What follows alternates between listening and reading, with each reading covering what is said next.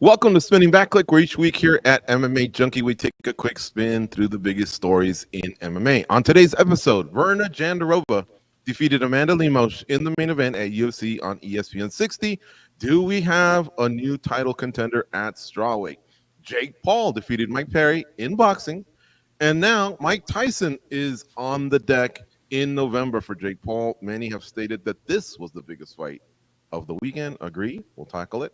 UFC 304 takes place on Saturday. Can the champions from Britannia hold serve, or do you smell an upset or two this weekend? Hello, everyone.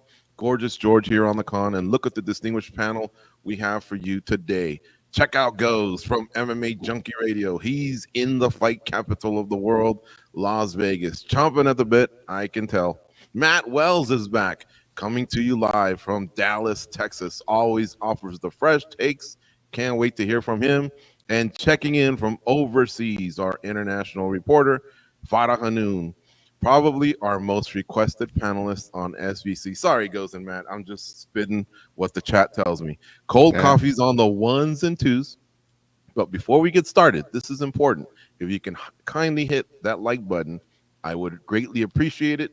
It's the algorithm, baby. YouTube, that's what they ask. Please, it's easy. Hit the like button. Why stop there? Right next to it is the subscribe button. Smash that, and you'll have access to our whole library of videos. Let's get to it. This past Saturday night, Virna Jandiroba submitted Amanda Lemos at UFC on ESPN 60. It was a round 2 stoppage. She's on a nice win streak and has beaten some good fighters along the way. Let's talk about where this puts her amongst all the top cats at 115 pounds. I want to get a reaction from Matt Wells. What did you think of that big dub by Virna? I think it was huge. She's obviously right there, knocking on the door of a title shot. I mean, it was a fantastic fight for her. She is definitely going to be a tough out for anyone, hanging around the top there. And this is the type of performance she needed to really, throw her name in the hat to be like, hey, I'm ready for my title shot, which is exactly what she asked for. She was out there winning those crazy scrambles. She looked good. The transition to the finish was super slick. The back to the arm bar, that's so nasty. It's so high level. She is very good at what she does. And so I would have to agree with her that she is, next up for a title shot because of how the division is shaking out at the top right now. Is Tatiana Suarez going to be ready for action soon? Don't know. If you're just looking at the UFC rankings, I mean, she's right there, assuming that she will come out and be, number 3 in the rankings when they update them. Yeah, you have to assume that she's going to be right there. But it was a fantastic performance. You got to give her all the credit in the world. It's it wasn't the most highly anticipated fight of the weekend or anything like that, but it was an important one for the division. And so, she went out there and took care of business. And I would not be surprised to see her get that next shot at Weili.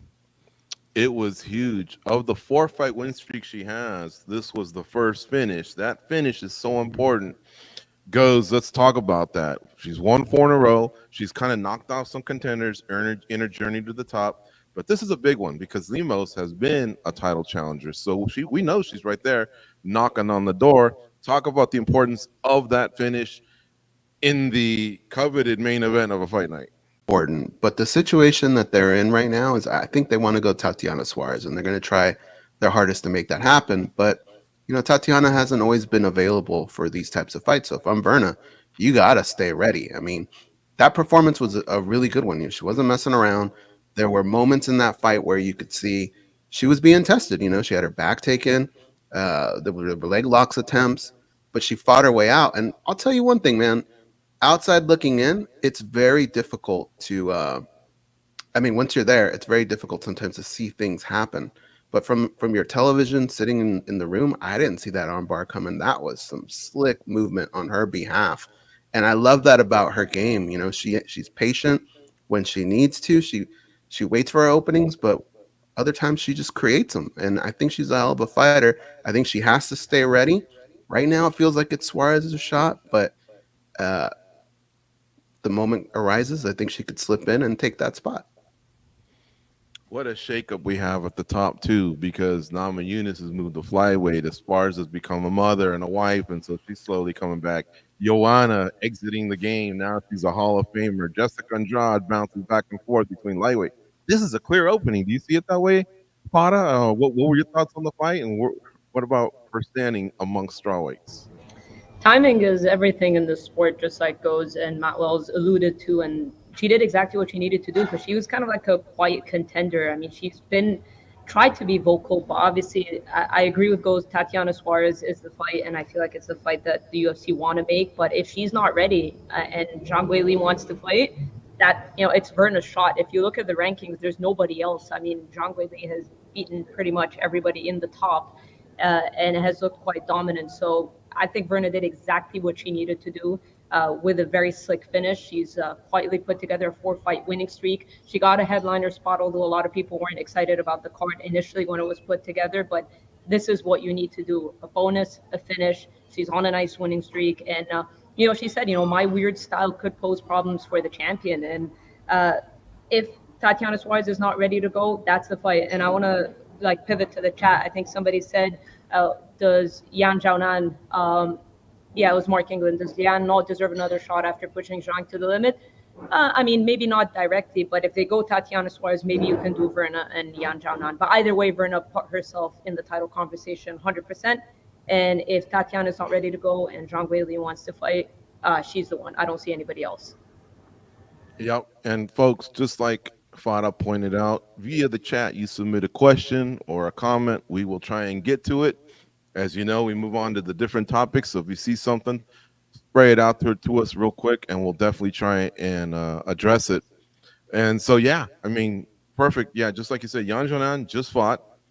She's probably got to get a win. And that's what Amanda Lemos was trying to do, get a win to get back in the conversation. They're all trying to get back at Zhang Weili, but she came up short. So Yan Jonan definitely can't afford that, because that even opens the door more for someone like Virna Jandiroba. But guys, do you even want to see her maybe take the alternate route? Like the for the future main event, if it is Suarez versus Zhang Weili, would you tell Virna Jandiroba that's your spot, or just tell her to hang back and wait for the winner? Let's go to Goes on that one. Well, I think you got to be the substitute just in case. I think she has to stay ready. Take one more. She might be in that situation. I think it just depends on how fast they can put all this together, and then possibly, depending on who wins that fight. I mean, if Tatiana wins that fight, maybe they do a rematch. You never know. But I think history has shown in the UFC that if you wait around, it doesn't always work out for you. So I would probably say maybe, yeah, keep fighting. Mm-hmm. What about Amanda Lemos? I hate to just pile on someone after a loss, but could this be the beginning of a decline? She's 37 years old. I've always liked her game, to tell you the truth. But man, Virna Jandiroba made it look like she didn't belong at the top. What do you think, Matt?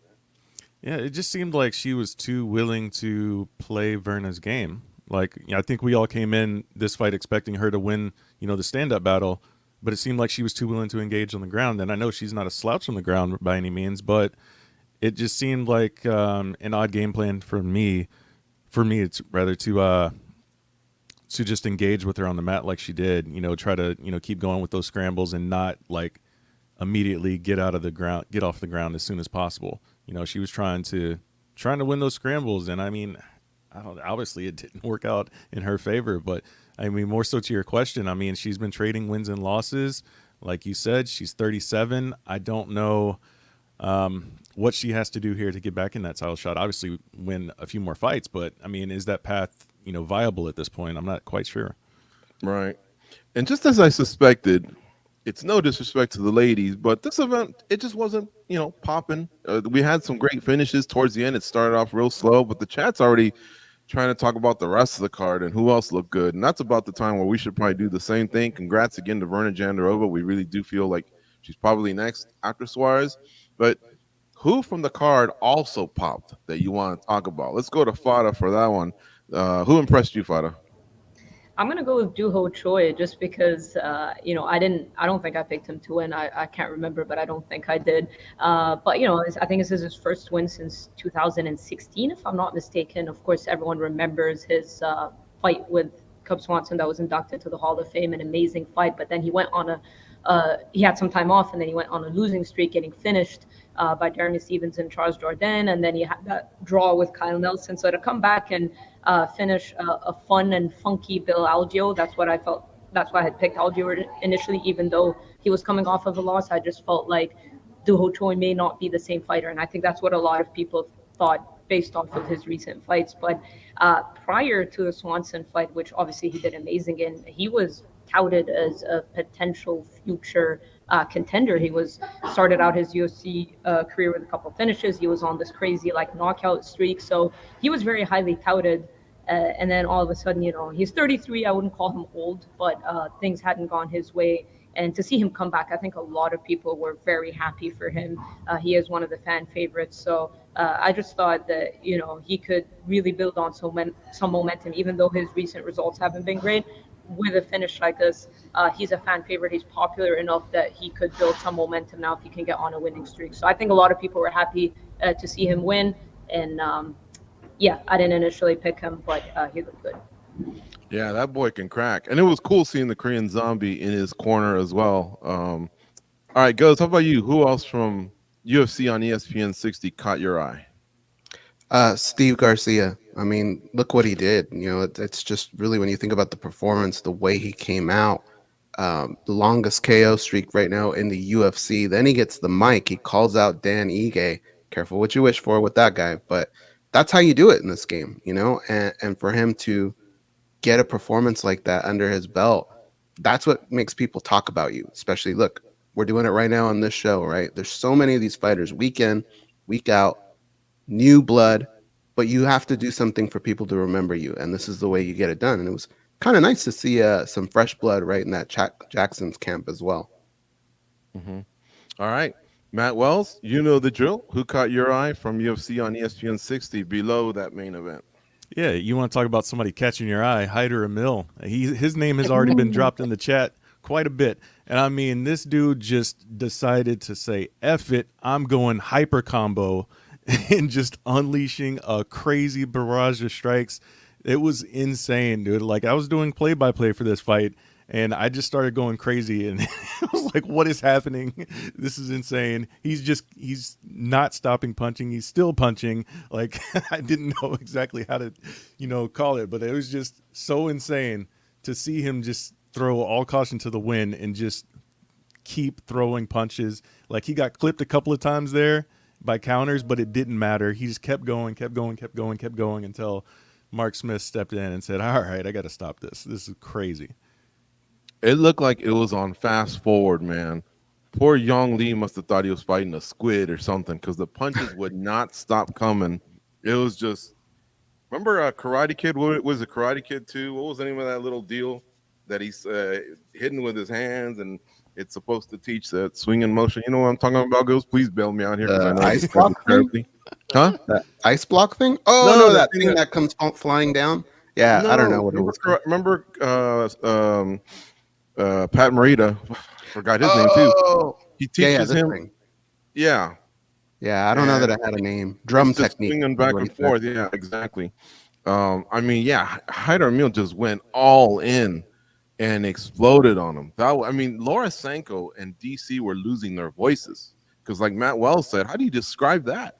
He was just getting blitzed. But it was a thing of beauty for me. Cody Gibson, man, I really like this dude. A great story, right? He's a high school teacher and all that, and he worked his way back through the Ultimate Fighter, loses in the finale, solid fight there, and then he lost again. But then you see him, again, age 36, 37, he's thinking, I'm going to invest in myself, move to Vegas, quits his job, thinks he's got another run in him, now training here in Las Vegas, Extreme Couture, the PI.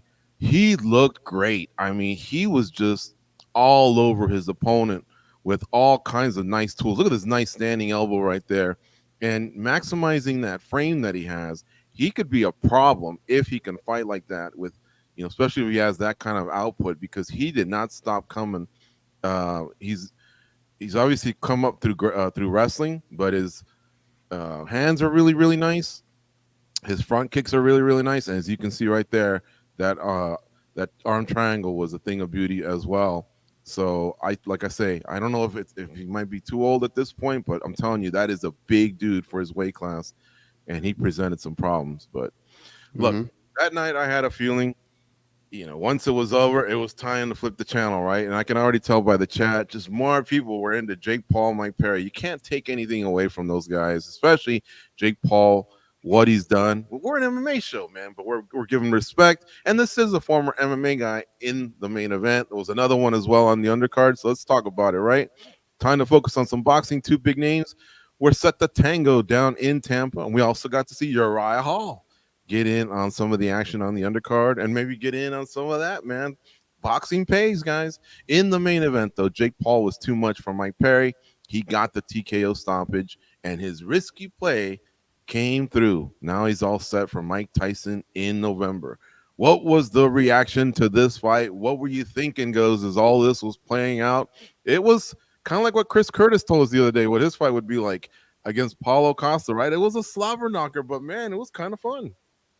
Yeah, I was in a way I was hating myself a little bit for liking it a little too much. This is now another week of these boxing events that have kind of won over the weekend, right? With Jorge Masvidal and Nate Diaz. But look, I mean, Jake Paul's no dummy, right? He does an excellent job of picking his opponents. And what he does is he picks opponents who present just enough danger to kind of keep the fans into it, make it seem compelling. But at the end of the day, when you look at this fight, who was Mike Perry? Mike Perry was a guy that was selected because he was a smaller guy. He makes a living fighting with smaller gloves and lately no gloves, right? There's a huge difference when you take that game and put it into boxing with big gloves.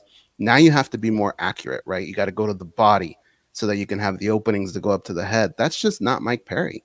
He doesn't have excellent footwork. He's not going to go to your body. So basically, you just have to keep your hands up and you're going to be fine because this is an older Mike Perry with a lot of mileage on his body. He's not that quick. So if you're Jake Paul, you're thinking all I got to do is run around that ring, throw a jab out, set up that right hand, and it should be good to go. It's a recipe that Jake Paul does over and over and over again, and he's setting it up with the next guy, right? If you look at Mike Tyson, well, I'm sure we're going to get into that, but Mike Perry's an easy guy to market. He's a king of violence, right? Like how do you look at him, his look, the things he's done, and not want to watch that guy fight? I think it's a brilliant idea of Jake Paul to put together these types of fights, but I think we knew early on it probably wasn't going to be Mike Perry's night. I think around the second round he kind of came around a little bit, landed a couple good shots, but Jake just circled out of trouble and stayed out of trouble for the most part. I saw Jake kind of possibly hitting a wall, and Mike Perry did land a couple decent punches. I think it was round 3 that he maybe snagged that one, but then Jake Paul just kind of came back. I just couldn't believe Mike Perry's poor defense really, really cost him. Matt, what did you think of this fight as it was unfolding? First of all, let's start with, were you entertained? Were you having fun at this low-level boxing, event? Versus, I guess, what our palate is more used to, mixed martial arts that had just finished a couple hours earlier. Yeah, like last time when I was on the show and we were talking about, the Diaz fight, the Diaz Masvidal fight, and people jumped on me in the comments for saying, they sold out a decent size arena. People got caught up on the word decent for some reason. 20,000 capacity. That's like what this arena was as well. It's a fun atmosphere, and the fight itself came off as fun as well. Like I said, like last time, man, like these fights aren't to be taken too seriously. Like it's obviously purely entertainment. Jake Paul is who he is. If you're expecting him to be a high level championship boxer at this point, then he's sold you a great bill of goods. Same with Mike Perry. Mike Perry is just an entertaining fighter. He's the BKFC king of violence. He goes out there, throws caution to the wind as well, and he just swings for it. That's why it works in bare knuckle, because if he cracks you a couple of times with those bare bones, it's going to hurt a lot more and you're going to go down. And that's why he wins those fights there. With the gloved hands, it's completely different. It comes down to technique. It comes down to the ability to slip and, rip on the counters. And that's what Jake was doing. Yeah, Mike had a couple of good moments there, but, like I said before the fight, it's all going to come down to who's the better boxer. We're going to see technique win the day, and that's what happened with Jake Paul here. And you got to give credit to Mike Perry, though, man. That iron chin kind of saved him there a couple of times. He gave us a couple of good moments, and it wasn't a complete wash, but yeah, I think we all knew at the end of the day what was going to happen here. It was just a matter of when, and turned out to be what, sixth round 6. Mm-hmm. Yeah. Yeah. Oh man, it's cheap. It's cheap fun, I guess, but I do feel a little dirty. I almost feel like I have to shower, man, after some of these events. Um, Amanda Serrano's opponent, what is she doing in there? You know what I'm saying? Oh, that Like, was the she didn't worst. really offer much either. Oh, And I know God. you're setting up a big fight versus Katie Taylor later in the year, but still, man, she's got like 50 fights. She's a former champ. Her opponent was just not on par. I also thought, and Mm-mm. I agree with a comment here in the Chris Goes Wild says, I thought Uriah Hall could have possibly won if he was more active. Yeah. Um, I don't know if it's age or what it is, but I always feel like some of these fighters, this is what you wanted. You don't want the wrestling, you don't want the jits, you don't want to get judo tossed. You just got to throw hands. But Mike Perry, like his strategy was just god awful, and he's not a bad striker over in BKFC. And Uriah Hall, I thought that fight was winnable as well. What do you Mm-hmm. think, Matt, of Uriah Hall's performance? By the way, It was solid. You know, winnable, right? he's hittable because he's so upright. He seems very stiff in the ring. But No, but he I can was saying still. his fight was winnable, didn't you think? Yeah. It was it was a winnable fight for him. Yeah. Especially considering the shape that Chavez Jr. came in at. You know, he doesn't fight at that weight. He just seemed like he was like, oh, somebody needs me on a card. Okay, Uriah Hall, a former. Okay, I'll take it. You know, that's what it seemed like to me. And you know, Uriah Hall, it was definitely a winnable fight for him. And I mean, he didn't look bad or anything, but he does seem. You can tell that he's not a pure boxer. That's for sure. Mm-hmm. All right, so this obviously takes us to Mike Perry goes back to BKFC, and we'll get to that in just a sec. And then we got Jake Paul versus Mike Tyson in November. What do you think, Fada? Is this going to be a bigger event than we all think? It's at Cowboy Stadium. It's on Netflix. Mike Tyson is Mike Tyson, one of the most historical figures in boxing. Are you into this event? And who do you think? Who's your early lean? I guess we'll start there. I'm going to get everyone's early lean. So, I mean, is it going to be big? Or a lot of people going to watch? Absolutely. I mean, it being on Netflix is huge. I always measure how big a fight is when people that aren't MMA fans, aren't boxing fans, are talking about it. And I usually measure that from people that I play basketball with, and they were talking about it. And it's on Netflix. Everybody's got Netflix, right? Everyone's subscribed to Netflix. So it's the fact that a lot of people can watch this fight is going to make it huge inevitably. Do I want to see it? I don't really want to see it, to be honest. I like Darren Till's call out, honestly. I think Darren Till would be a good next fight. We saw Till recently return to action. Weird fight. Not the opponent I expected him to come back to, but I did like seeing him back in action because you don't want to go straight into a fight when you haven't been active. So I like that we saw him return to action. You know, a tune-up, if you want to call it that. But yeah, I like Darren Till's call out of Jake Paul, someone who's got size, someone who's very confident.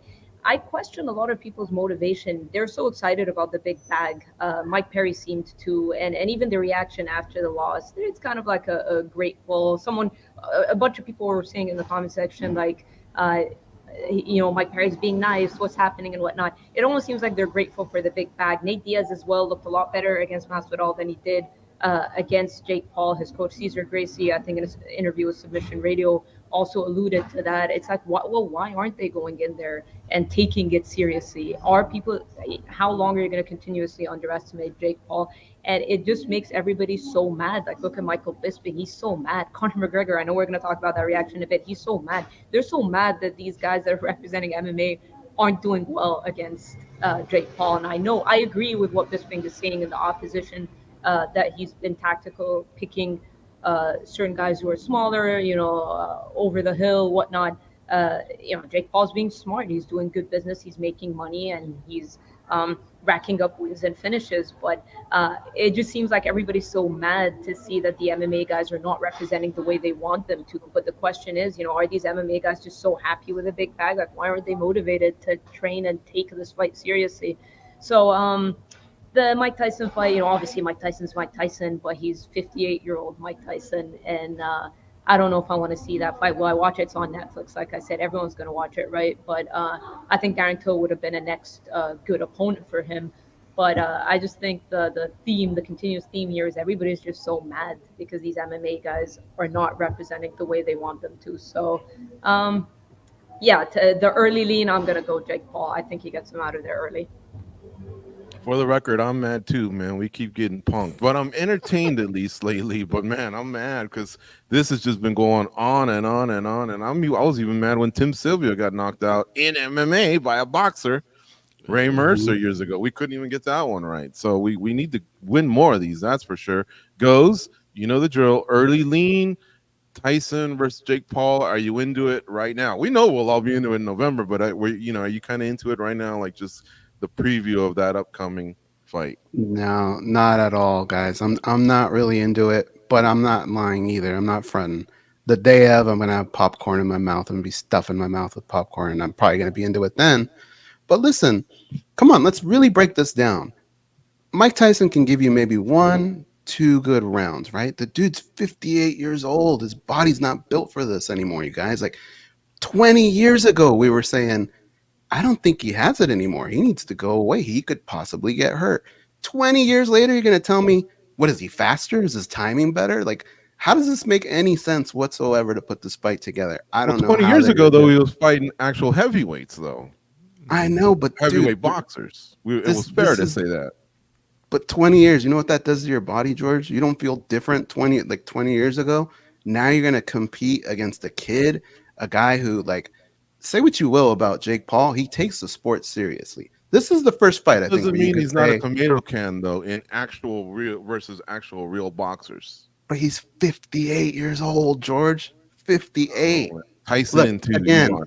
again, Jake Paul picks his opponents for a reason. We all remember Mike Tyson of 25 years ago, right? We all remember that guy, but this is not that guy standing in front of us.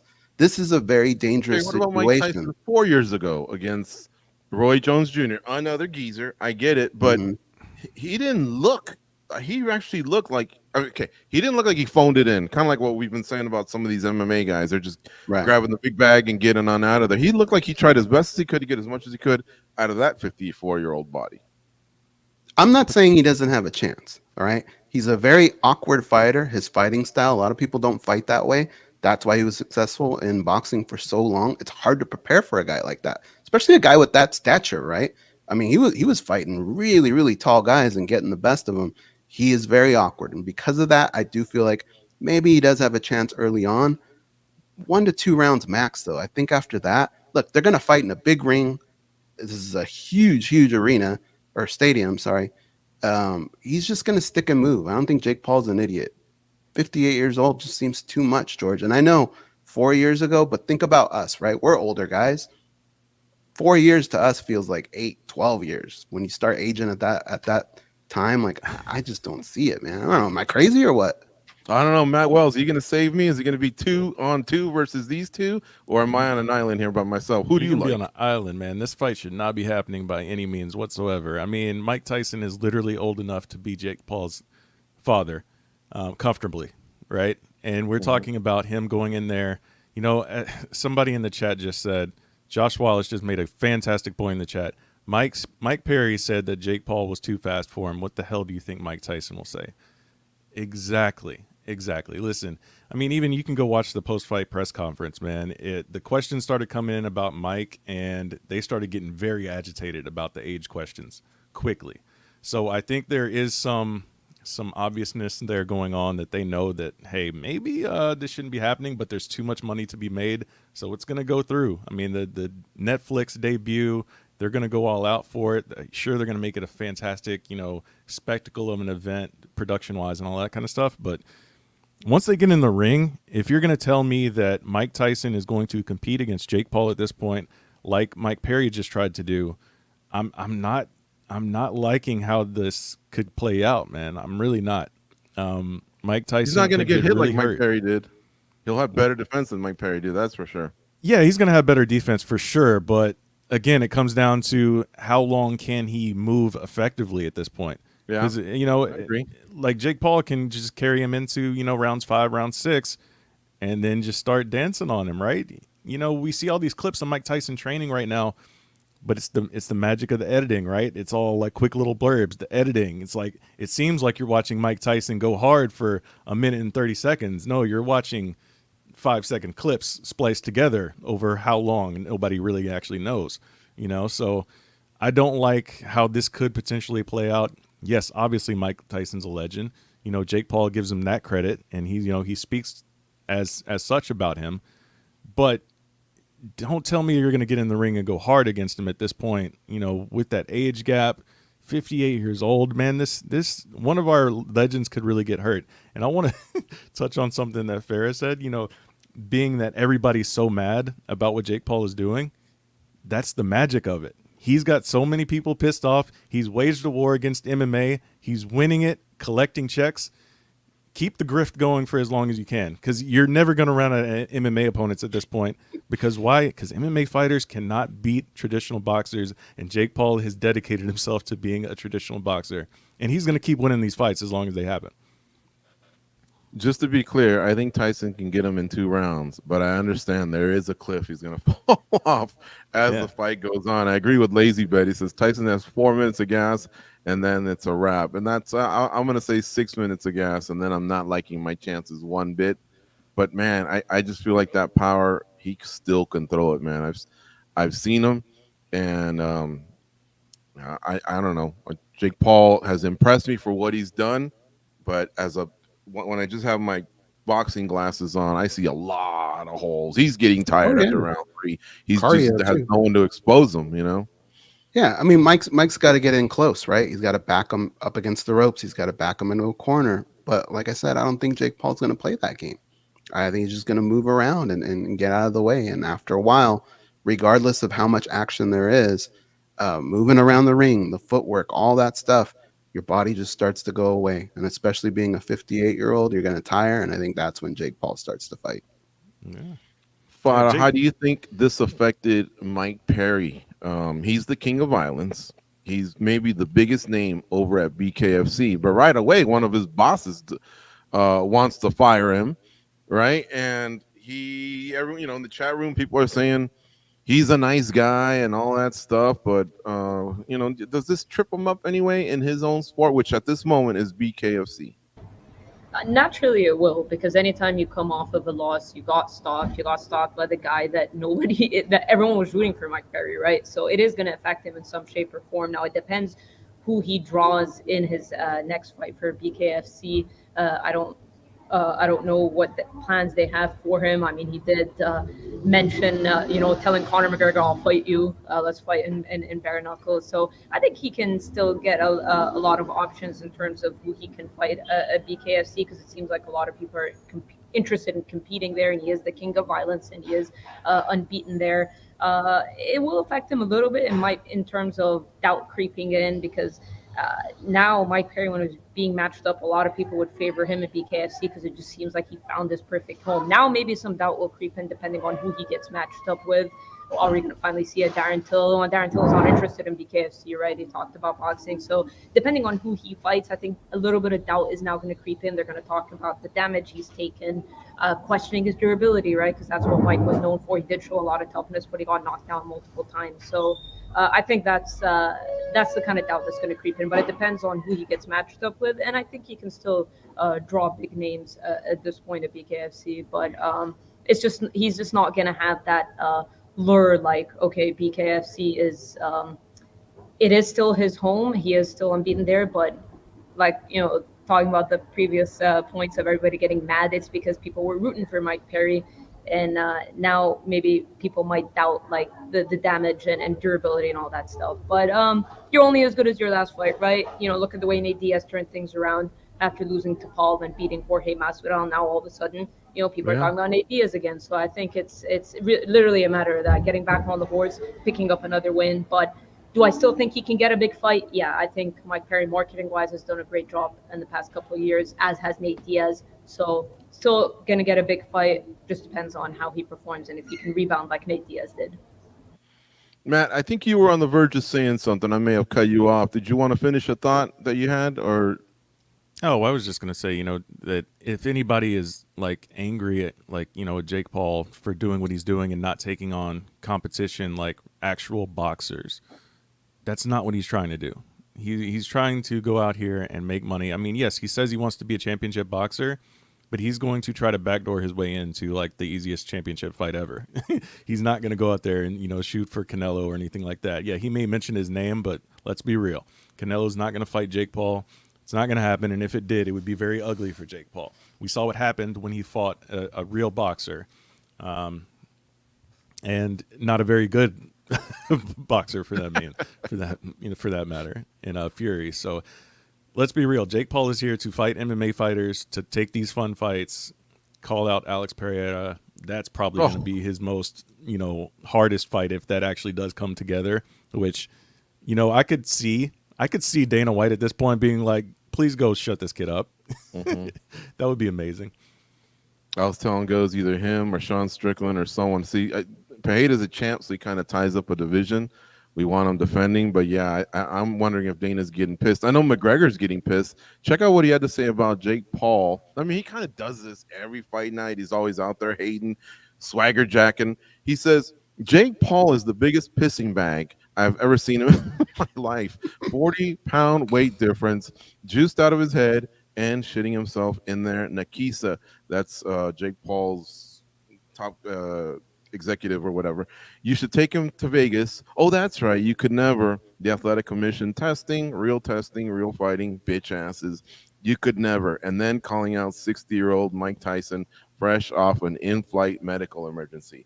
I swear to God, a fat can of bitch piss, a most valuable piss bag.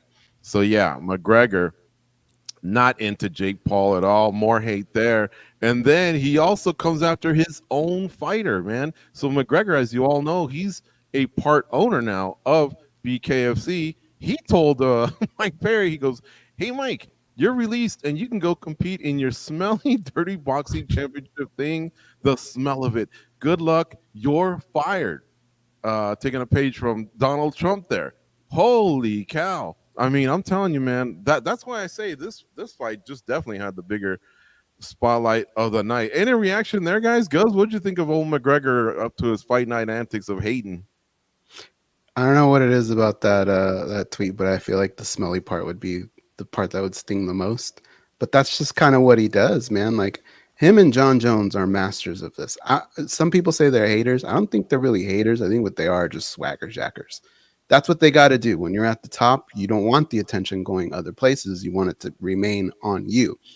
John Jones has a little bit better of an argument when he does that because he is one of, if not the greatest to ever do it. Conor McGregor 6 years ago, that's probably an easier thing to do. But today, I feel like everything you post, people are just going to come right back at you, right? Because there's so many little deficiencies that we can poke at now. So I think you can do it, but you can't be too overboard with it. He's a little too overboard with it, but I mean, it's something it's not going to change, man. This guy's always going to voice his opinion, but that's why people like him. Fada, is this guy you think it's general disdain because his career's not going right, so he's got to hate on someone else, or is he just clowning on fight night, just getting his jabs in? Well, he's doing that for sure because he does that every single time for every event, right? But I want to tie in one of the comments from Lazy Bed. He said, this hurts BKFC's branding without a doubt. I think that's what it is a little bit. He said, you're king of violence dethroned by a kid nobody in the public respects. Obviously talking about Jake Paul. I think that's what it is. It's the point I reiterated throughout the show is people being mad. I think Conor McGregor is mad. He was rooting for Mike Perry. And that's the performance he put up. He's part owner of BKFC, and Mike Perry is the face of BKFC. So I think it's just Conor being mad at Perry's performance more than anything. So I think that comment was by Lazy Bed is pretty much sums it up, that it hurts BKFC's branding more than it hurts Mike Perry, in my opinion. Here's a new one. Omnipolar 777, or at least I haven't heard of it. He's calling it Clout Chaseanology 101. I mean, he's got enough clout. McGregor's got his own clout, but what do you think, Matt Wells? Let's put a cap on this topic, but your thoughts on McGregor? Is he just clowning on fight night, or do you think there's just something like, man, I'm not out there, so I'm going to hate on someone else? I mean, it's a little bit of that, right? But I mean, at the end of the day, you should probably still support Perry since you guys are business partners. Just if you want to tweet something out there to kind of, throw shade on the whole event, why don't you say, why don't you come over to MMA, Jake? Why don't you come to bare knuckle, Jake? You know, like, you'll know what happened if you don't have giant pillows on your fists. You know what I'm saying? Like, Mhm. tweet something positive to support your business partners. Like, instead of throwing Mike Perry under the bus, unless if you guys are gonna fight. If this is gonna lead to McGregor versus Perry in some form or fashion, then it's brilliant. But otherwise, I didn't like seeing that from Connor. All right.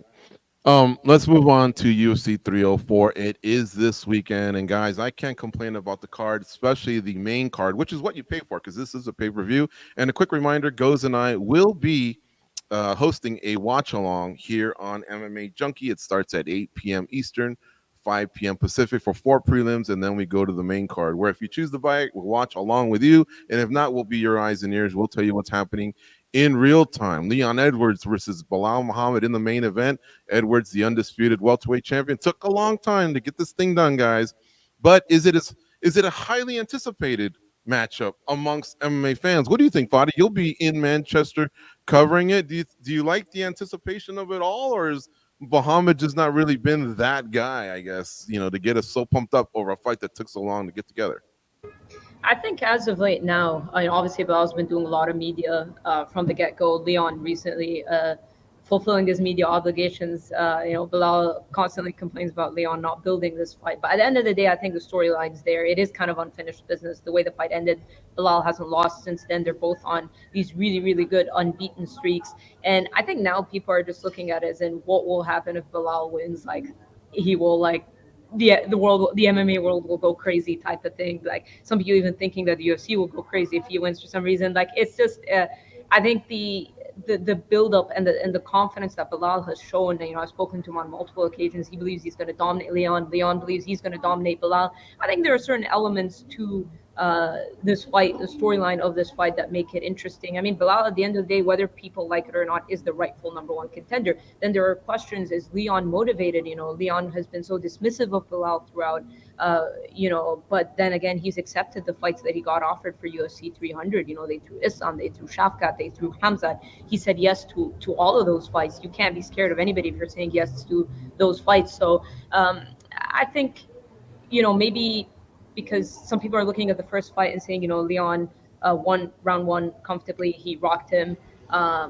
Maybe Leon is finding it hard to get up for this fight, but it's like, obviously, it will be a big mistake if he underestimates Bilal. So many little questions that I have surrounding this fight that make it interesting for me. And I think Bilal's done a great job of building this fight in terms of promo, the interviews, the stuff he's been saying. I know people have clipped out a part of my interview with him where he talked me through what he was going to do, and it's gone extremely crazy lately, especially in this fight week. So what's going to happen to Bilal if he loses, and that clip is going to turn around. It's either going to be the greatest clip or the most embarrassing clip. I think Bilal's done a great job of building this fight up. Leon's now done a lot of media. He's talking about a potential move to middleweight. I'm getting excited for it. I'm not going to lie. I fly to Manchester tomorrow. I am interested in seeing the way the fight's going to play out based off of the way both of these guys spoke. Now, is the fight necessarily going to deliver in terms of entertainment value? I don't know. Some people believe Bilal's path to victory is to press him against the cage and try to get him down. If Leon resists, not going to deliver the most entertaining fight in the world. If they both stand and trade, it could, because the first fight, the first round was fun, right? I don't know, you can agree or disagree. So the first fight wasn't trending to be boring, in my opinion, but I don't know. I think there are a lot of little pieces, bits and pieces that have me excited.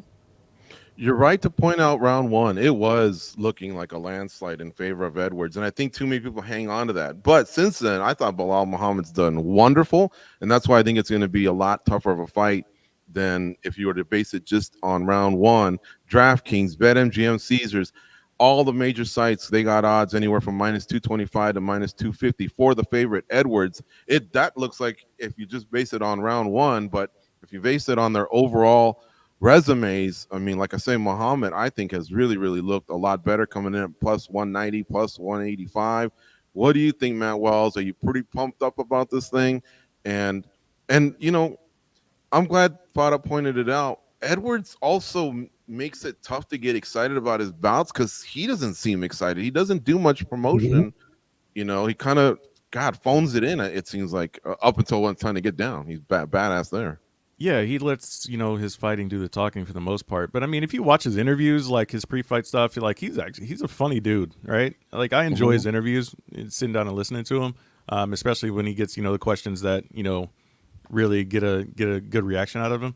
But as far as the fight itself goes, I think it's gonna have the potential to be one of the best fights of the year, in my opinion, because these are two very very high level welterweights that can do it all, right? Especially if we get the Bilal Muhammad that showed up against Sean Brady. That aggression was on point. His striking was on point, just accurate, very clean, smooth technique. If that guy shows up against Leon Edwards, we could be in like for one of the best fights. Like I said, I expect this, to go into the later rounds. I don't see any easy like an early finish. There could be a finish in the later rounds, like fourth or fifth round, but I expect it to be a very close fight early on. I wouldn't be surprised if the first round is a little bit slow paced to kind of feel each other out, but I am very excited for the potential of what this fight could be. I'm very excited about it. I mean, Leon on home soil again. He's going to have the crowd like that. That arena is going to be rocking for him. It's just going to be a great atmosphere, I think. And Bilal, man, like as I'll get into in a little bit here, big opportunity for him here. So I'm really excited for what this could be. Joseph Boza in the chat room says, I feel for Bilal that he had to wait 13 months because he was a victim of Dana not wanting him to get a title shot. Karate Ted Toon says, Bilal knows this is his last chance at gold and could win. Lazy Bed says, Bilal is dialed in, going to sleep at 7 a.m. and waking up at 3 p.m. Just reported it on the Anakin Florian an hour ago. And going back to what Bada said, you can catch any of those interviews here on the YouTube channel. Just go back and search through the videos and check out how much content, free content, is there and available for you if you hit the subscribe button and hit the like on the video. It'll definitely help this show grow. We always get positive feedback all the time. So if it's your first time or if you're a regular, hit that like button. It really means a lot to you. I'm asking nicely. I'm going to stick with Matt here. What about Aspinall versus Blades? Interim title at stake. Aspinall will get his pay-per-view points. He's defending his interim title. But can he do anything special enough that he would leapfrog Stipe Miocic and get himself into a title shot against John Jones? And if so, what would it take, Matt Wells? An act of God at this point. I mean, Jesus, the guy's defending an interim title. Like, why? What are we doing here? What are we actually doing here, UFC? Come on. He can go out there and knock out Curtis Blades, and it's not going to matter because Dana White, John Jones, and Stipe Miocic are the only people in the world that want that fight to happen. And so it's going to happen, apparently. And Tom Aspinall is just going to be left on the sidelines, watching it happen. I hope he shows up to that fight cage side and just stands up the whole time. You remember that iconic shot of Conor McGregor just standing up on the just mean mugging like that. I hope that's what he does. And after the fact, just questions everything and throws everybody under the bus. Matt, every day that goes by, it's sillier and sillier that that's not even happening. But correct me if I'm wrong, guys, but I just feel like the UFC's kind of backed into a corner. We're all saying the same thing. Fighters are saying the same thing. But when we do that, isn't that when the UFC's at their most stubborn? So I'm kind of with Matt. Like, even if Aspinall comes out and does something amazing, I think they're just so backed into a corner and they want to make that double paycheck, by putting together that Stipe fight. I think they're just going to stick to their guns, man. I feel bad for Aspinall over it. I think Aspinall's going to do something special. The crowd's going to be rocking. So that's my prediction. I think he's going to beat Blades. I think it's going to be tough, though. But at the end of the day, man, those are some loud crowds out in England. And I think Dana should pay attention. He should get him to fight John Jones. Sorry, Miocic. Maybe you can get winner, I guess, at that point. But I just don't see any point in having those other two fight anymore. I don't see anything. How about you, Fada? You want to chime in? Yeah, I was going to say, according to BetMGM, Aspinall's a minus 400 favorite over Blades, which means if he runs through him, which he's done in a lot of his fights, Aspinall, those quick TKOs, is that really going to make Dana White go, okay, I want him to fight John Jones? No, there's nothing he can do. The only minus way... 400? Yeah, right. Yeah, the only situation this could happen is if they announce Jones and Stipe officially, the event is there, the tickets are sold, and God forbid Stipe has to withdraw, maybe then. But then if John Jones says no and the event gets canceled, no, I'm kidding. But John Jones doesn't take short notice fights, so yeah, that would happen. Yeah, there you go. So yeah, no, the answer is no. This is crazy, man, that we're even considering all this. I mean, like I say, that should have happened last November. We couldn't stomach it last November. We're talking about it this November, and the fight's not even booked yet. It's still up in the air. Who knows? We're waiting on this injury. I don't know. All right, the rest of the card is solid. We just don't have enough time to go over it all, right? But I want to know, guys, who has the most to gain from this entire card, UFC 304, taking place on Saturday? Go back to Farah on this one. Who has the most to gain? Maybe Curtis Blades, because I just read the odds there, and I don't think a lot of people are picking him to win. He could insert himself. I mean, he is in the title conversation. He's fighting for the interim title, right? So he'd become interim champion. But the reality is, nobody knows. If we don't think Aspinall is going to get John Jones, I highly doubt people think Blades would if he wins. But definitely a lot to gain being that big of an underdog and putting yourself finally, like becoming an interim champion, obviously, and then whatever happens with Stian. Blades has reiterated it, saying that he thinks this is for the real belt. He just probably believes that he beats Aspinall. He's the champion because he just doesn't think the winner of Jones and Stipe will continue fighting. So yeah, there's my long-winded answer for me saying Curtis Blades. Most the gain goes at UFC 304. I think if you look at it long term, I think it's Tom Aspinall. He's just got to keep that going. There's the pot at the end of the rainbow is so big. I think it's for him. It's him. Mm-hmm. All right, Matt, who has the most to gain at UFC 304 on Saturday? It's got to be Bilal.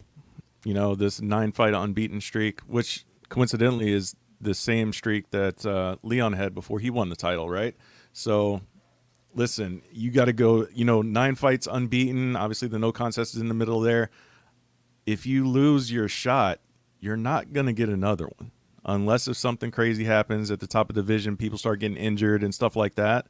You got to think this is your last shot, so you got to go all the way out. If you're Bilal Muhammad, this is the chance, this is the shot. You only got one shot, man. He's got to take advantage of it. And Matt, not to get political or anything, but this would also be a huge stage if he just wanted to say something towards what's going on in he's Palestinian is what I'm trying to say, in that war. This could be a big moment for him because I know that means a lot to him. But yeah, I agree, man. His road to the title has been so long. Wow. He could really maximize it if he were to win. I'm going to say Aspinall, but for different reasons. I just think he's on the cusp of being a major star. British heavyweights in boxing have done tremendous, and he has a little bit of that swag. He's got some skills. He's young. Man, I just think this could be really, really huge for him. The stage is set because it's a home game for him. So, and the pressure is mounting on that Jones Miocic matchup. Who has the most to lose, Matt Wells? Ooh, the most to lose, Tom Aspinall. Listen, Okay. you're in an interim heavyweight title defense fight because the promotion doesn't want you to unify the title. You're fighting on home soil, and you're fighting against a guy that technically has a win over you already, right? Even though it was, that freak injury. If you do not win this fight, everything that you just mentioned, George, goes away.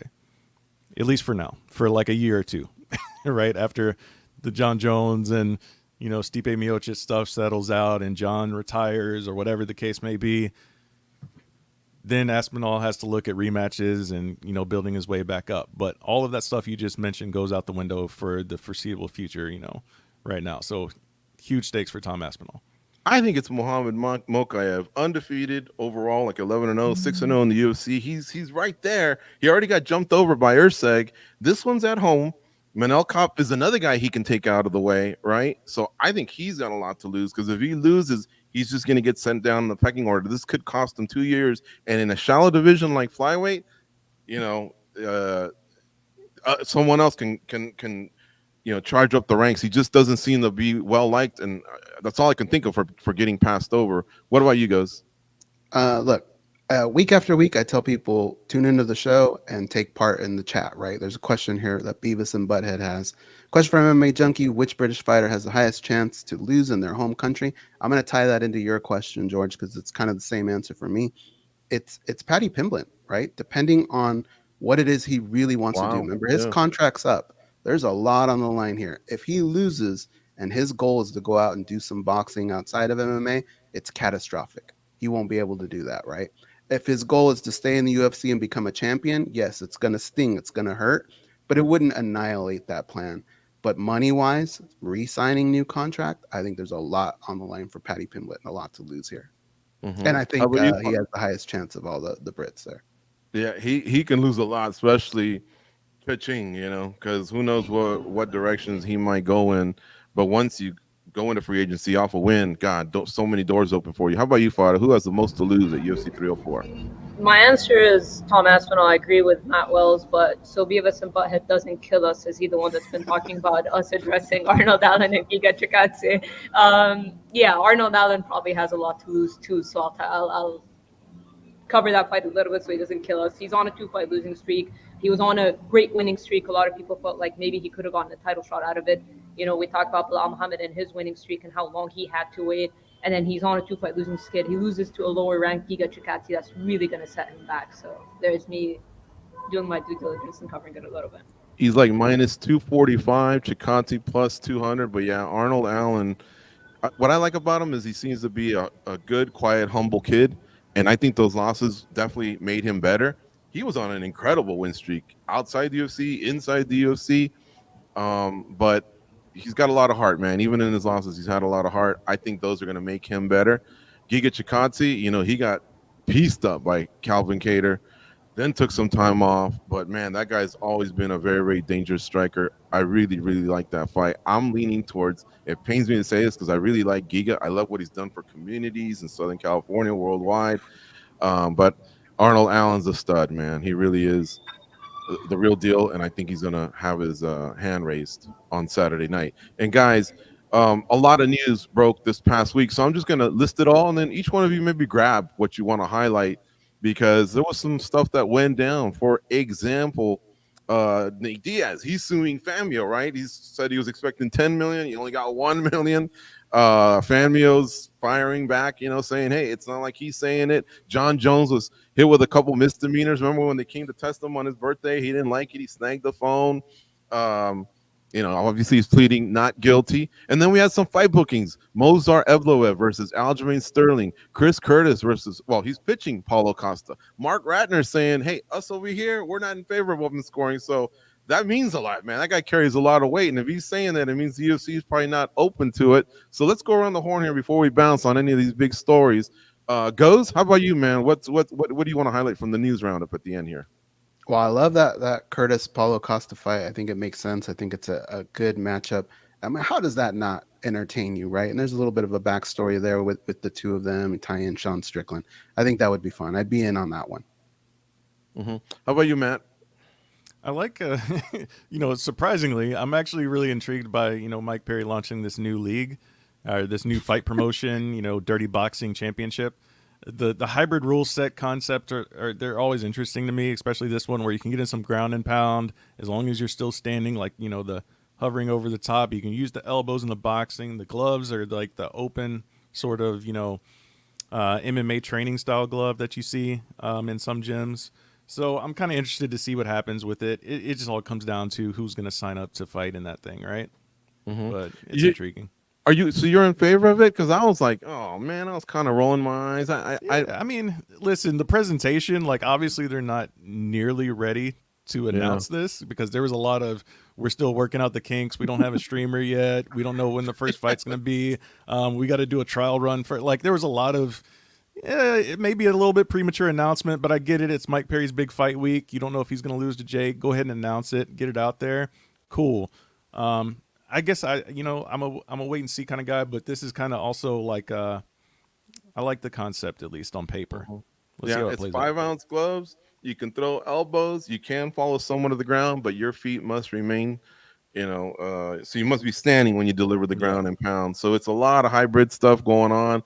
I'm just thinking, man, another sport. We already got PFL. You can't use elbows, in the first couple rounds, and Game Bread obviously mixes bare knuckle with MMA. I kind of like it, by the way. How about you, Fada, from the news roundup? What kind of caught your eye this week that you want to highlight? Nick Diaz not fighting in Abu Dhabi. I'm not surprised, to quote his brother. Not surprised at all. I mean, Cesar Gracie had, in that interview with Submission Radio, he had mentioned that, he didn't really understand the matchmaking behind the fight. He said he's not really working with Nick Diaz for this fight. and he didn't think it was going to happen, and he was right. He knows his guy. Weird matchmaking, very random for him to have been fighting in Abu Dhabi. Would have been cool because I'm going to be there in Abu Dhabi, so it would have been cool to watch Nick Diaz fight live. But I'm not too mad at the fight not happening. I don't think it was the right fight, so he's probably going to end up fighting in Las Vegas against somebody else. Maybe Tony Ferguson next, whatever his result is with Michael Chiesa. I think that's the route to go.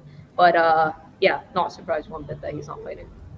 Yeah, mine is just the Sphere. Dana White announced they've already invested 17 million in this, but it's what he's saying. This is going to be the greatest spectacle of all time. Well, my question would be, then why are you sticking to just doing it once? Exactly. Another thing I don't like is he's only doing 10 fights. Why not maximize the night and do more fights? I don't know. I've seen him go back on his word before. We'll never have women in MMA. We're disbanding the lightweight division. That went away for a few years. I don't know if people know that. Now that's the marquee division in the UFC. Well, arguably, who knows? The flyweights, they were going to usher them out for a while, and then they brought them back. So I don't know, man. I just love that the UFC's kind of taken over. The Mexican Independence Day. It's been huge here in Las Vegas for combat sports. Traditionally, the boxers kind of own it, but this is the UFC's chance to kind of own it. So why he's already Debbie Downer on it, I don't know. Can there be ways that he can do it without spending so much? Who knows? But yeah, he says he's 17 million in. He says this might be a one and done. Matt, looks like you want to chime in? Yeah, I think it's going to end up being like more so an experience for the people in attendance, right? I think a lot of this money went into doing, video, not necessarily video packages, but I guess small movies in a way, about Mexican heritage. I don't know this for a fact. I'm guessing purely that that's what I would expect, that we're going to see a lot of very unique video elements to this card. That's why there's only 10 fights. They got to fit in all this stuff to make use of that giant screen in the Sphere. I mean, yeah, that thing's a landmark here, man. It's only been here a couple of years, but everybody loves it. And the fact that the UFC is going to be the first to do a live show, I'm expecting big things, but I don't know. I wish he had a better attitude about this would be the last one. Who knows? The only thing I hope is that on fight night, everyone's not just coming out of there dizzy, including the fighters. Because like I mentioned to Mark Ratner, when anybody that follows basketball, they play in arenas, but when they go to those major stadiums that are like stadiums, a lot of the shooters will complain and say their depth perception is kind of thrown off. And I'm just wondering if the fighters will be overwhelmed by this Sphere. Who knows? Maybe I'm reaching here, but anyway, folks, listen, thanks for tuning in to Spinning Back Clique. It was a blast sharing the stage here with Matt Wells, Fada Hanoun, and Goes, my partner on MMA Junkie Radio. On the way out, if you could kindly hit the like button, we'd greatly appreciate it. And don't forget, hit and subscribe will get you access to all the videos. And this is the channel to be. This is the website to be at for all your coverage for UFC 304. Fada's flying to Manchester. She'll be down there with our boy Kamikaze. They'll bring you great coverage, and the rest of the team will back them up on fight night. And don't forget, Goes and I will be hosting a watch-along, 8 p.m. Eastern, 5 p.m. Pacific is when the fights start. 9 fights all together, all the way through the main event, which includes 2 title fights. And we'll be back next week to recap it here on Spinning Back Clique, noon Eastern, 9 a.m. Pacific, like we always do. It's a live show on Mondays. We'll see you then. Go out and be a champion.